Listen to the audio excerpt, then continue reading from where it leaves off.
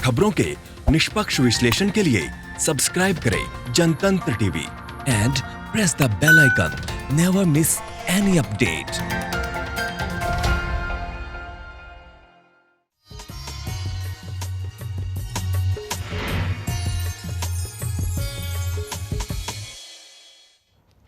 नमस्कार, मैं हूं रोमिता तिवारी। आज मंगलवार है। सावन में पड़ने वाले इस मंगलवार का खास महत्व है और इसलिए आज से हम अपनी एक विशेष पेशकश भाग्य चक्र शुरू करने जा रहे हैं। हमारी इस खास पेशकश में हम आपको बताएंगे कि आपका आज का दिन कैसे रहने वाला है और साथ ही 12 राशियों पर इस दिन का किस तरीके से असर पड़ेगा। ये बताने के लिए आज हमारे साथ स्टूडियो में मौजूद हैं आचार्य प्रमोद मिश्रा जी। आचार्य जी, बहुत स्वागत है आपका कार्यक्रम में। नमस्कार। तो चलिए आपको बताते हैं कि आपका आज का दिन कैसा रहेगा, साथ ही 12 राशियों के बारे में भी हम जानेंगे। लेकिन उससे पहले आचार्य जी, मैं आपसे ये जानना चाहूंगी कि सावन के महीने में मंगलवार पड़ा है तो इसका क्या खास महत्व है और क्यों आज का दिन खास है, इसके बारे में सबसे पहले हमें बताइए। और क्योंकि मंगलवार है तो हनुमान जी की आराधना का दिन भी माना जाता है, तो किस तरीके से हम संकट मोचन की आराधना करें? बिल्कुल, सबसे पहले बजरंगबली का आह्वान करते हैं और ध्यान करते हैं, प्रार्थना करते हैं कि बजरंगबली इस कार्यक्रम में विराजमान होकर के सभी दर्शकों का कल्याण करते हुए और सबकी मनोकामनाओं को पूर्ण करें। ओम मनोजवम मारुततुल्य वेगम जितेन्द्रियं बुद्धिमतां वरिष्ठं वातात्मजं वानरयूथ मुख्यं श्रीरामदूतं शरणं प्रपद्ये। बजरंगबली का ध्यान जो करते हैं, मनोजवम मारुततुल्य वेगम। मनोज यानी जो वायु के पुत्र हैं, मारुत के पुत्र हैं और उतना ही तेज उतना ही वेग हनुमान जी के अंदर विराजमान है। मनोजवम मारुततुल्य वेगम जितेन्द्रियम, अपनी इंद्रियों को बस में रखने वाले हनुमान जी महाराज इस कार्यक्रम में विराजमान हो, सभी दर्शकों का मनोकामना पूर्ण करें और सबका शुभ एवं मंगल करें। इसी के साथ आज बात करते हैं कि आज मंगलवार के दिन जो कि हमारा कार्यक्रम प्रारंभ हुआ है, ये कार्यक्रम सबके लिए मंगल हो, क्योंकि आज पुख्य नक्षत्र है। पुख्य नक्षत्र गुरु का नक्षत्र होता है, शिव जो है श्रेष्ठ का नक्षत्र होता है, सबसे उत्तम नक्षत्र माना जाता है। और आज मंगलवार के दिन मंगल और जो है पुख्य का योग सबसे उत्तम योग माना जाता है, सबसे बढ़िया योग माना जाता है। इस दिन से अगर प्रारंभ किया जाता है तो हर तरह की कामनाएं पूर्ण होती हैं। जो लोग कार्यक्रम से जुड़ते हैं, देखते हैं, इस उपाय को समझते हैं और आज के उपाय को, नियम को धारण करते हैं, निश्चित है कि हनुमान जी महाराज उनके जीवन का कल्याण करते हैं। हनुमान जी का दिन मंगलवार, सावन का महीना, भगवान शिव के एकादश रुद्र हैं, एकादश अवतार हैं हनुमान जी महाराज, जिनका आज विशेष दिन है। सावन का महीना एक एक दिन अपने आप में ही बहुत बड़ा महत्व रखता है, महत्वपूर्ण होता है। लेकिन जब मंगलवार पड़े तो आप समझ सकते हैं कि मंगलवार का, जैसे कि किसी कन्या का विवाह नहीं होता है या किसी वर का विवाह नहीं होता, तो मंगलवार के उपाय बताए जाते हैं सावन के मंगलवार। तो आज के दिन का ये बहुत बड़ा एक महत्व है, जिसके माध्यम से लोग अपनी अपनी कामनाओं को पूर्ण कर पाएंगे। ये बजरंगबली की लीला है, बजरंगबली की महिमा है।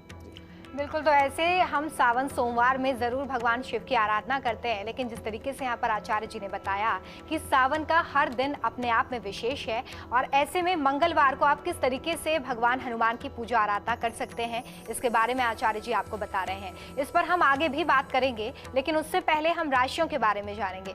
आचार्य जी, सबसे पहले हम 4 राशियों के बारे में बात करेंगे कि इन 4 राशि के जातकों को किस बात का ध्यान रखना है, कैसा भाग्य रहने वाला है।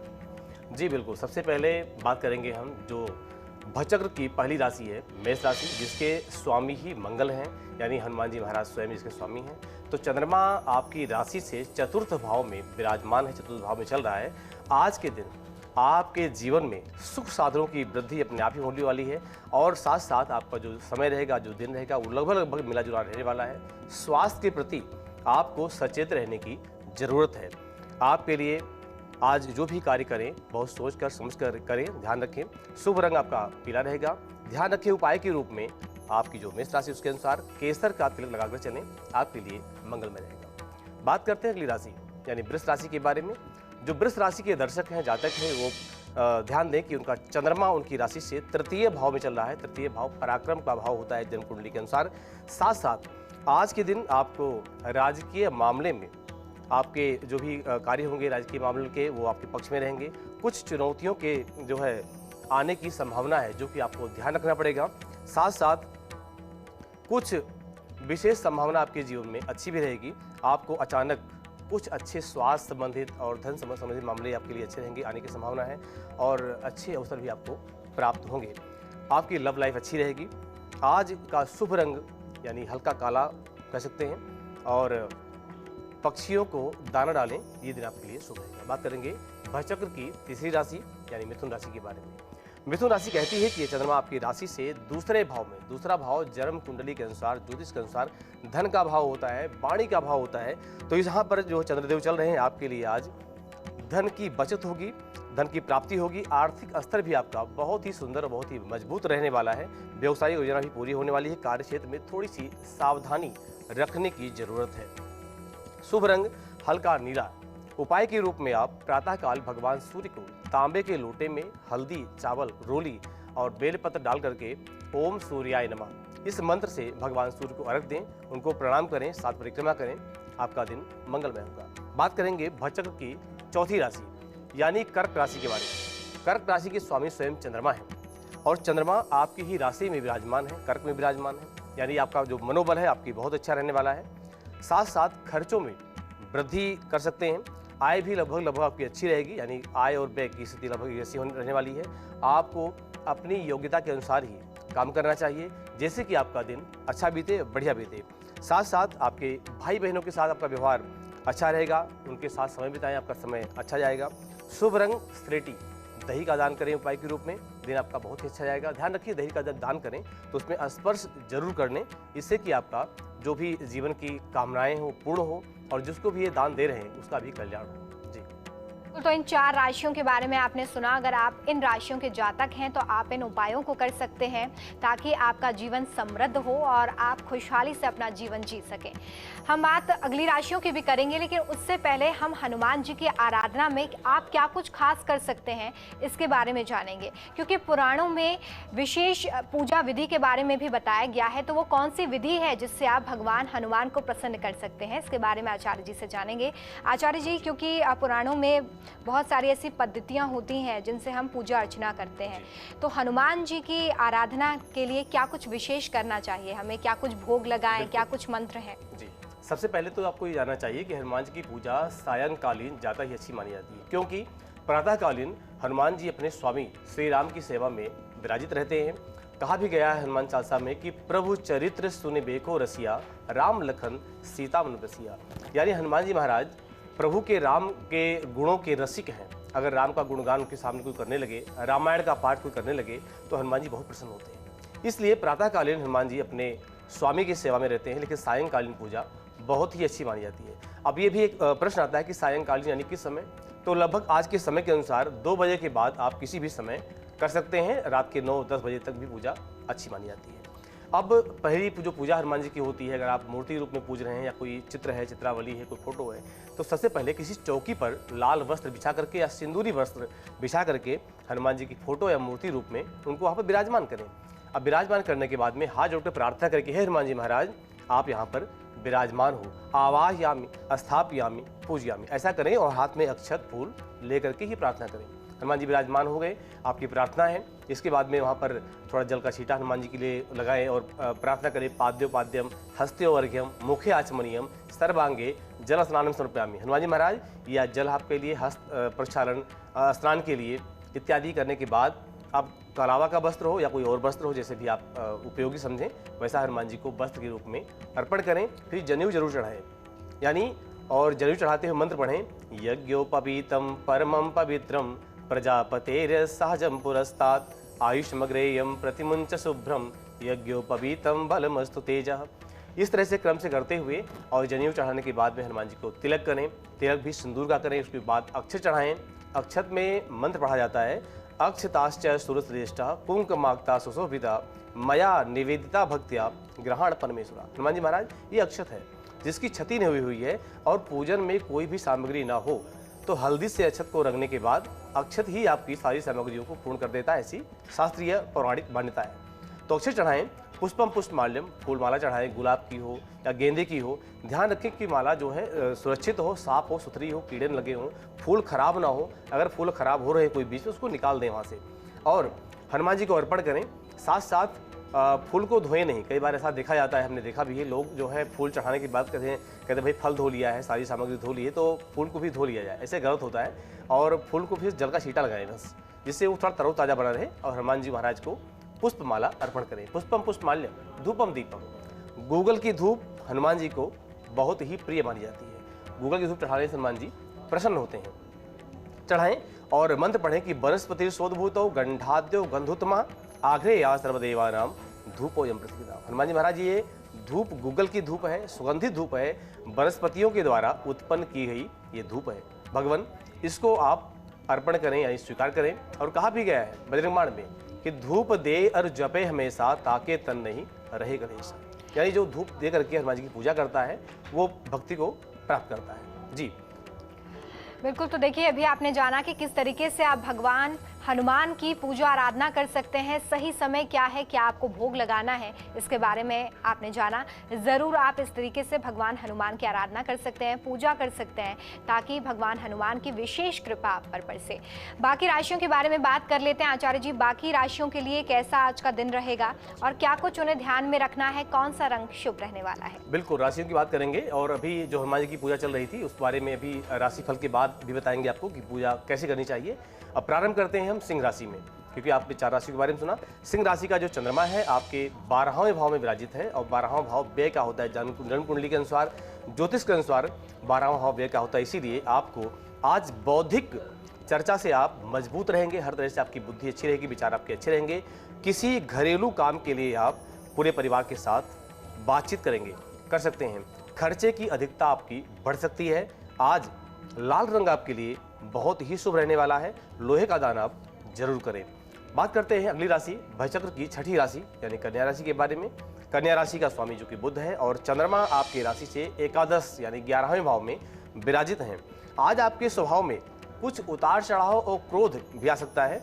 आज आपके जो है मन में कुछ तकलीफ रह सकती है। किसी सरकारी काम के पूरा होने में जो है कुछ दिक्कत का सामना आपको करना पड़ सकता है। बेरोजगारों को कुछ रोजगारी प्राप्त होंगे, बेरोजगारी की चिंता समाप्त होने वाली है।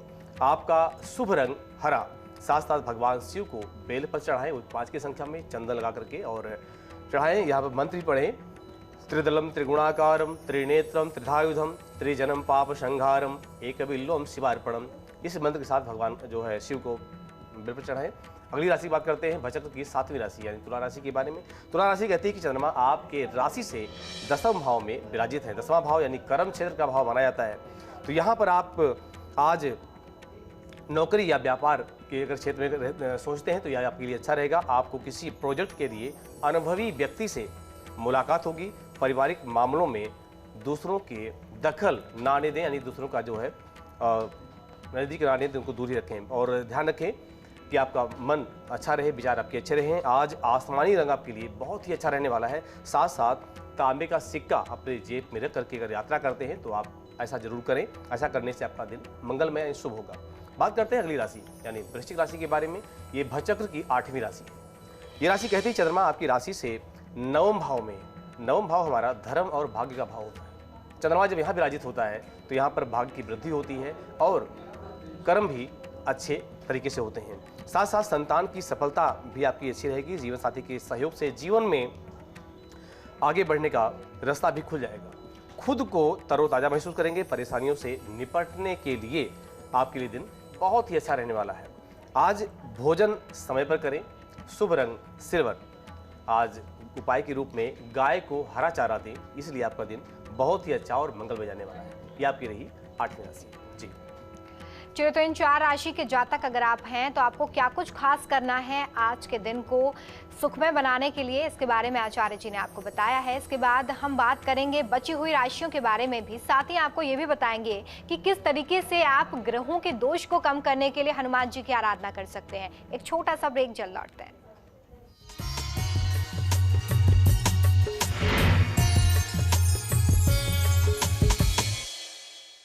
हमारे इस खास पेशकश में हम आपको आज ये बता रहे हैं कि सावन में पड़ने वाले इस मंगलवार को आप किस तरीके से भगवान हनुमान की आराधना कर सकते हैं।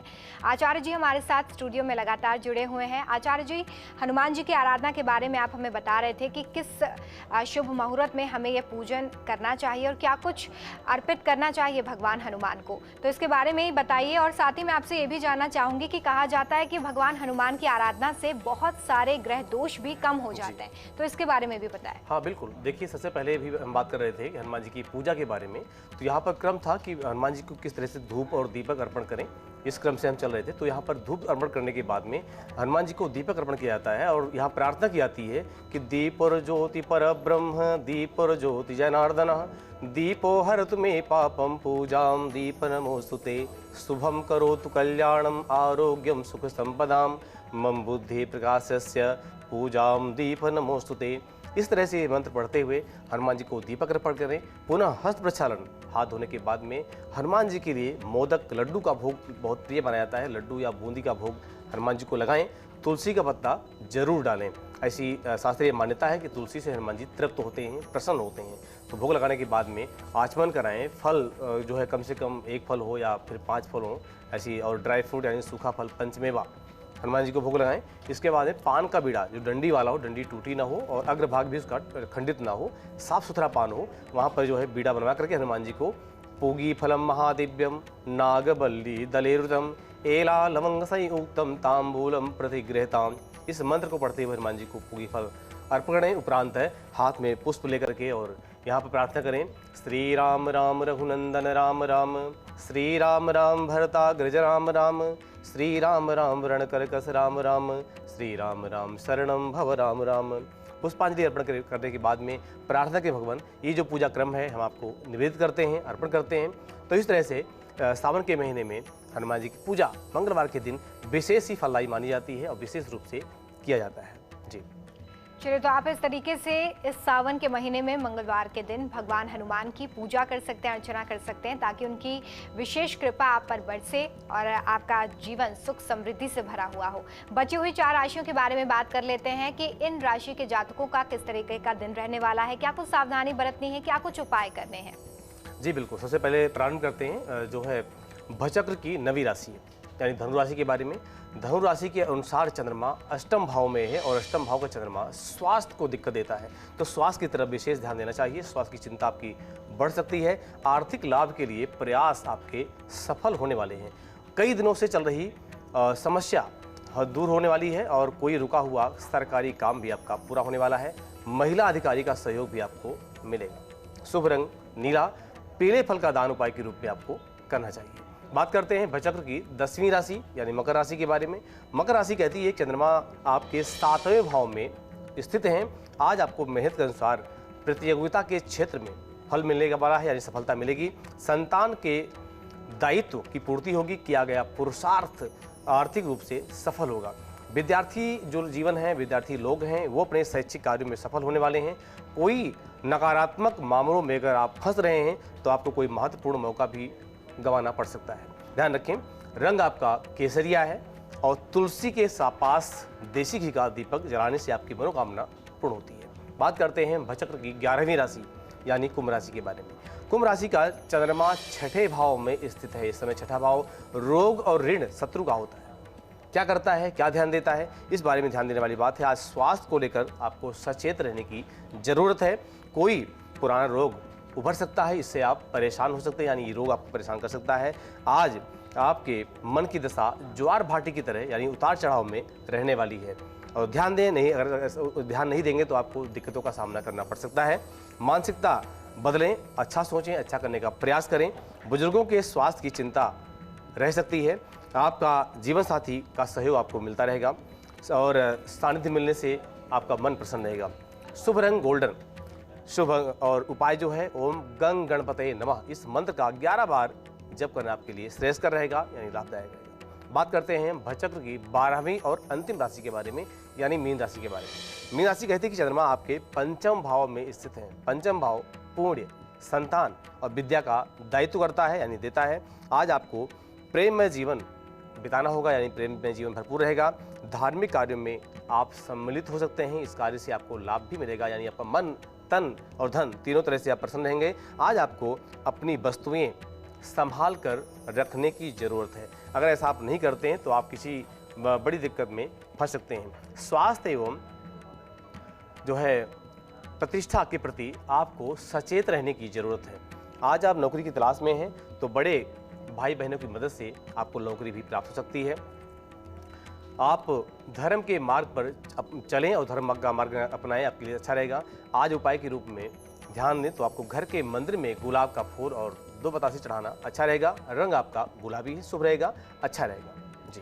तो इन सारे उपायों को आप कर सकते हैं और इस तरीके से आप पूजा अर्चना कर सकते हैं। और क्योंकि सावन के महीने में हम मंगलवार की बात कर रहे हैं, लेकिन सोमवार को भी जिस तरीके से भगवान शिव की आराधना की जाती है आचार्य जी, तो इससे जुड़ा हुआ मेरा एक सवाल है कि अक्सर लोगों के मन में ये कन्फ्यूजन होता है कि भगवान शिव को जब भी हम कोई पूजा सामग्री अर्पित करते हैं या कोई भी प्रसाद चढ़ाते हैं, तो क्या शिवलिंग पर चढ़ा हुआ प्रसाद या सामग्री हमें ग्रहण करनी चाहिए या फिर नहीं, और अगर करनी है तो उसकी क्या विधि है? बिल्कुल, ये बड़ा सुंदर प्रश्न आपका है और इस प्रश्न के माध्यम से जो हमारे दर्शकगण हैं, आप सभी को बड़ा अच्छा उत्तर मिलने वाला है।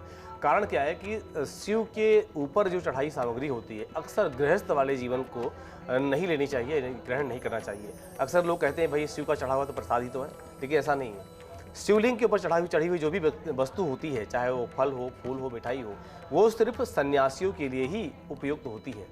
भगवान शिव भी एक अपने आप में एक सन्यासी के रूप में है और आदिकाल से जो है अनन्य काल से सन्यासी का रूप है, तो इसलिए उन पर चढ़ी सामग्री नहीं खानी चाहिए। लेकिन अगर फल बहुत सारा है और बांटना भी है मंदिर प्रसाद के रूप में, भक्त लालायित भी हो रहे हैं, भक्त को चाहिए भी प्रसाद, तो क्या करना चाहिए?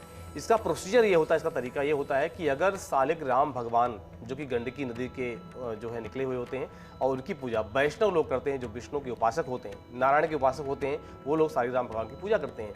तो अगर उन फलों को, फूलों को, जो भी वस्तुएं शिव पर चढ़ी हुई हैं, उनको अगर सालिग्राम पर चढ़ा दिया जाए, उनका स्पर्श कर दिया जाए, तो वो प्रसाद वितरण के रूप में आ सकता है, यानी उसको आप ग्रहण कर सकते हैं। तो ये पूरी विधि है और ध्यान दें, इस विधि के अनुसार वो पुण्य में बन जाता है। और अगर इस विधि को अपनाते नहीं हैं, डायरेक्ट हमने शिव पर चढ़ाया और शिव पर चढ़ा हुआ प्रसाद हमने ग्रहण कर लिया या किसी को दे दिया, तो वो कहीं ना कहीं दोष बन करके हमारे जीवन में उतरता है, फिर हमारा अनिष्ट करता है। तो ऐसा बिल्कुल न करें। ऐसी गलती अगर हो रही है तो अभी आप समझ जाएं, सुधर जाएं उससे। और जो विधि मैंने आपको बताई है कि भगवान सालिग्राम से स्पर्श करने के बाद में ही प्रसाद को ग्रहण करना चाहिए, आप बिल्कुल ऐसा ही करें जी। चलिए, तो इस बात का बिल्कुल ध्यान रखें कि जो भी सामग्री, जो भी प्रसाद आप शिवलिंग पर अर्पित कर रहे हैं, उससे आपको ग्रहण नहीं करना है।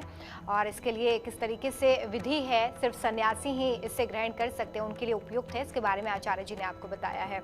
क्योंकि कोरोना काल में आचार्य जी मंदिर में जाने में भी बहुत सारी सावधानियाँ रखनी है और बहुत सारी चीज़ें प्रतिबंधित हैं। और क्योंकि सावन में भगवान शिव का अभिषेक होता है, जलाभिषेक होता है, तो किस तरीके से इस सावन में हम भगवान शिव की आराधना कर सकते हैं? क्या कुछ सावधानी मंदिर के अंदर रख सकते हैं, साथ ही पूजा भी हो जाए हमारी? हाँ बिल्कुल, देखिए जो एक नियम है, सरकार का नियम है, वैसे भी कोरोना काल में जो महामारी चल रही है, विश्व को इसने पूरा जो है एकदम हिला के रख दिया है। तो इस समय आपको अपना ध्यान रखना है, अपनी सावधानी रखनी है, जो है स्पर्श का, अस्पर्श का भी ध्यान रखते हुए मंदिर में जाएं, आप पूजन करें, अपना बर्तन स्वयं लेके जाएं, लोटे में जल लेके आते हैं, पंचामृत लेके आते हैं। पंचामृत भगवान शिव को बहुत ही प्रिय माना जाता है। पंचामृतम मया नीतम पयो दधि घृतम मधु शर्करया समायुक्तम पंचामृतम प्रतिगृहताम।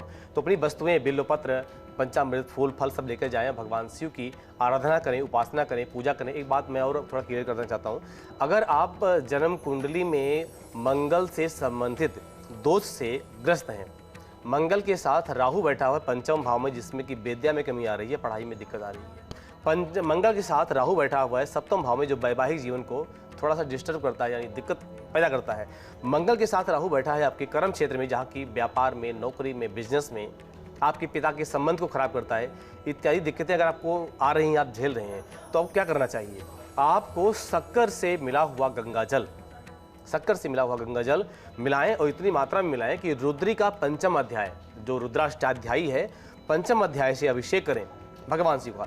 जब तक आपका मंत्र चले, जब तक आपका पाठ चले, ये धार कंटिन्यू चलती रहे, धार टूटे ना। यानी भगवान शिव की पूजा करें, अभिषेक करें और अभिषेक के बाद में भगवान शिव की आरती करें, पुष्पांजलि दें, अर्ध परिक्रमा करें। ध्यान रखें, भगवान शिव की जो परिक्रमा होती है वो अर्ध होती है, पूर्ण परिक्रमा नहीं की जाती, यानी पूरा नहीं घुमा जाता है। जहाँ गणेश जी विराजित होते हैं, गणेश जी से प्रारंभ करके हाथ जोड़ करके, और जहाँ पार्वती माँ विराजित होती हैं वहाँ पहुँचें और वहीं पर हाथ जोड़ करके नमन करें भगवान को, दंडवत प्रणाम करें और प्रार्थना के भगवान जो भी ये पूजा का क्रम है ये आपको समर्पित है, इसे आप स्वीकार करते हुए हमें आप आशीर्वाद दें।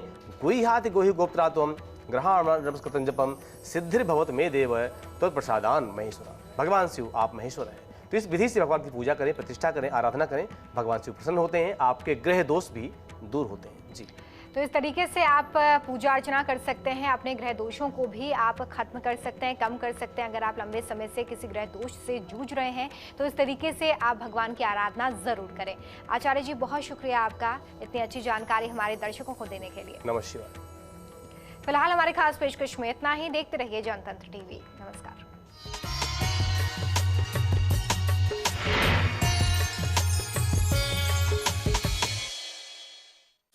खबरों के निष्पक्ष विश्लेषण के लिए सब्सक्राइब करें Jantantra TV and press the bell icon. Never miss any update.